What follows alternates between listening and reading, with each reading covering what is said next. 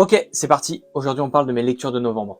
On commence avec le prix Médicis de cette année 2025. C'est Kolkhoz d'Emmanuel Carrère. C'est un sublime roman, mais il faut un peu de temps avant de rentrer dedans.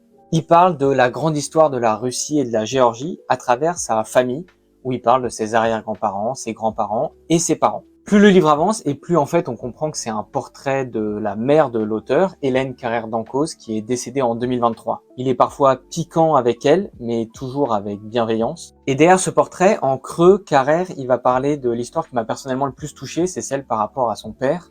On découvre un homme assez seul, triste et passionné par tout ce qui touche à sa femme, Hélène Carrère d'Encausse. Bref, le roman arrive à naviguer entre anecdotes intimes et grandes fresques historiques. Moi, je trouve ça super. 9 sur 10. Par contre, un livre que j'ai un peu moins aimé, c'est Chagrin d'école de Daniel Pénac. Déjà, je tiens à le dire, je suis pas un grand fan des livres de Daniel Pénac. J'avais pas trop aimé la saga Malocène. Et dans Chagrin d'école, qui est le prix Renaudot 2007, Daniel Pénac, il nous raconte son enfance où c'était un cancre à l'école et ensuite comment il est devenu prof de français et sa relation avec ses élèves. Il y a de très beaux passages, comme par exemple, un moment, une petite fille, Nathalie, qui sanglote parce qu'elle a l'impression d'avoir rien fait de sa vie. Mais on a d'autres moments beaucoup plus crus, méchants, notamment avec les parents d'élèves, qui, moi, m'ont un peu dérangé. Les chapitres sont très denses et parfois un peu longs. Je suis passé à côté, mais lisez-le et dites-moi ce que vous en pensez. 5 sur 10. Sinon, autre lecture de ce mois de novembre, c'est La mythomane du Bataclan d'Alexandre Kaufman. Je vous en parlais dans une précédente vidéo que je vous invite à regarder. C'est très impressionnant l'enquête qu'a réalisé ce journaliste. Lisez-le et vous me direz ce que vous en pensez.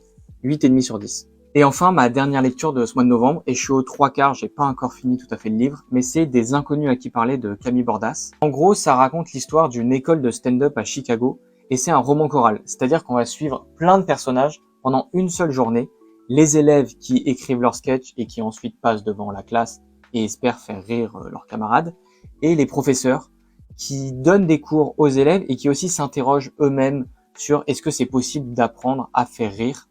C'est un sujet qui m'intéresse pas mal et le livre a quelques passages vraiment très marrants. Par contre, le livre me perd un peu dans sa critique de la cancel culture. J'ai l'impression qu'à chaque page, on se demande est-ce qu'on peut rire de tout.